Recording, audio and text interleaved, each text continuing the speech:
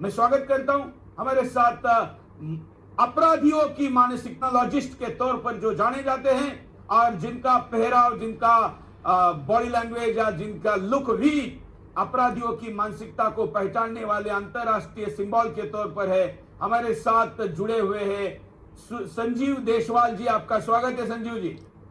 हमने ये जो थ्योरी रखी है, आपने जो मेरी ओपनिंग सुनी होगी, अब मैं तर्कों पे जा रहा हूं। संजीव जी देखिए, इसमें कोई दो राय नहीं है कि अतीक टूट चुका था। पुलिस इंटरोगेशन में धीरे धीरे वो सारी बातें बताने लगा था, सारी इंफॉर्मेशन देने लगा था, यहाँ तक कि उसने अपने हत्याकांड से कुछ दिन पहले ही काफी सारा एमुनेशन यूपी पुलिस को बरामद करवाया था, जो एमुनेशन पाकिस्तान के एमुनेशन से कहीं ना कहीं कनेक्ट कर रहा था।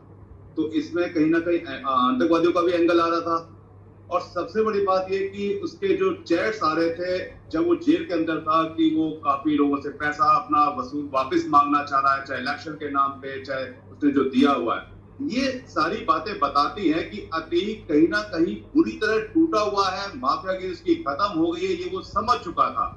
और जब ये बातें क्लियर हो गई और अतीक ने ये अपने बयानों में भी बोल दिया कि मैं आने वाले दिनों में कुछ बड़े चेहरों के नाम खुलासा में लाने वाला हूं, बड़े चेहरों के नाम बताने वाला हूं, चाहे वो आतंकवादी हो, क्रिमिनल हो, पॉलिटिशियंस हो, या बिल्डर्स हो, या वो लोग हो जिनको उसने काफी सारा पैसा दे रखा है। तो ये सारी वजहें अतीक के खिलाफ जा रही थी। अतीक का कत्ल होना ही था, क्योंकि अतीक को सजा होने के बावजूद इंटेरोगेशन चलती रहती, क्योंकि उसके ऊपर काफी सारे केसेस थे। तो ऐसे केसेस में इंटेरोगेशन में उसको सारे नाम बताने पड़ते, काफी चीजें खुलासे में आती, काफी पॉलिटिशियन को प्रॉब्लम होती, उन आतंकवादी हैंडलर्स को प्रॉब्लम होती जो यूपी में काम कर रहे हैं, क्योंकि जो हथियार खरीदता था कहता था कि पाकिस्तान से जो उनके द्वारा जो हथियार आते हैं वो मैं उनसे खरीदता हूँ, अपराधियों को देता हूँ। ये सारी जो इंफॉर्मेशन है धीरे धीरे ये यूपी एसटीएफ को मिल रही थी। तो ऐसा लगता है कि जो उसके मास्टरमाइंड है, जो 3 कातिलों के मास्टरमाइंड है, जिनको ये समझ में आ चुका था कि अब आने वाले दिन में अतीक सब नामों के खुलासे कर देगा, बहुत लोग परेशानी में आ जाएंगे। अब उस परेशानी में सबसे ज्यादा क्लोज कौन है? वही जो सबसे ज्यादा क्लोज होता है वही सबसे बड़ा राजदार होता है।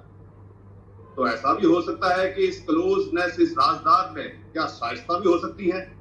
ऐसा भी हो सकता है कि उनकी पत्नी, जो कि उनके साम्राज्य को शादी के बाद इतने सालों से देखती चली आ रही है, सबको लग रहा होगा कि ये जो इंफॉर्मेशन ये दे रहे हैं धीरे धीरे एसटीएफ को, इससे एक ना एक दिन आने वाले समय में जो इतना पैसा कमाया गया, इतने 40 साल के साम्राज्य को खड़ा किया गया, वो सब ध्वस्त हो जाएगा। तो ये सारी चीजें हो सकती हैं इस हत्या के पीछे।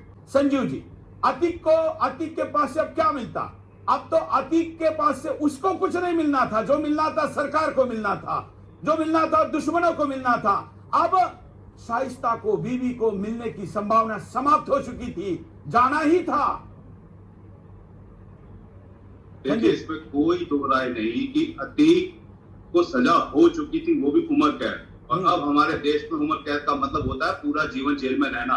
और ये तो अभी एक ही सजा हुई थी, अभी तो उसके कत्ल में भी कहते हैं इसको सजा होने के पूरे चांस थे, और आने वाले बहुत से खुलासे होने थे।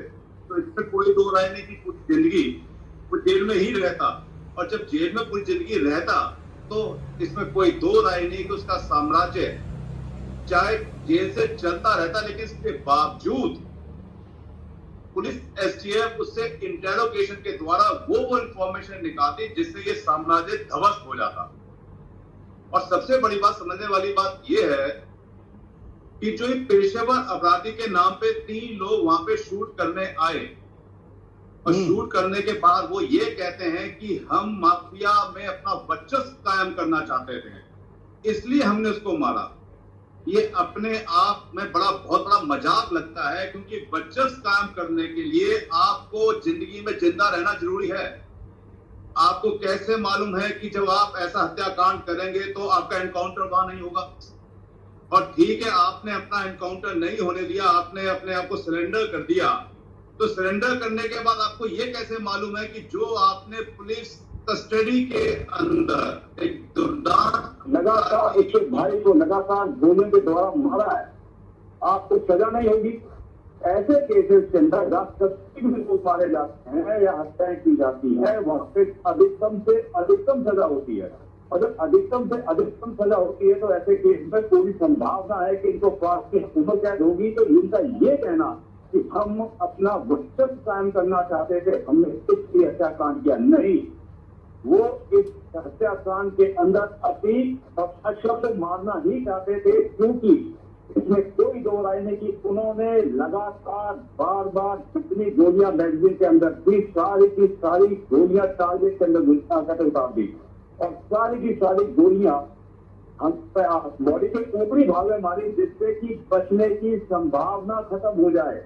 अगर वो हत्यारे नाम करना चाहते थे तो उनको जरूरी नहीं था उसको हत्या करना, 2-4 गोली इधर मार के उसकी बॉडी में मार के उसको घायल भी कर सकते थे। उससे उनके ऊपर 307 सेक्शन लगता और उसमें उनको ज्यादा से ज्यादा अधिकतम से 10 साल की सजा होती, तब उनका नाम वर्चस्व होता, तब वो कहते माफिया में अपना वर्चस्व कायम करते।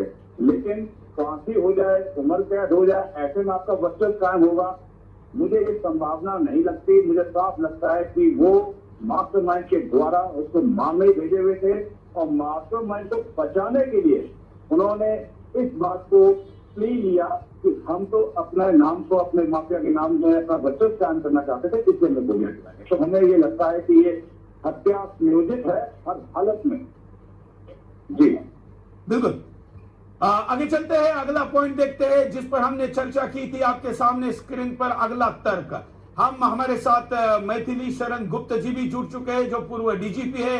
हमने आपको कहा था कि हम आज आपके सामने ऐसे विषयों पर जिनकी एक्सपर्टीज, जिन्होंने जांच की है, जिन्होंने कई केसेस देखे हैं, जिनके नेतृत्व में कई विषय ऐसे आगे आए होंगे, उनकी राय क्या है ये बताएंगे। हमने कल आपके सामने पूरा रख दिया था, आज उनकी बात हम कह रहे हैं। मैं मैथिली शरण गुप्ता जी का स्वागत करता हूं आज के बिंदास बोल में।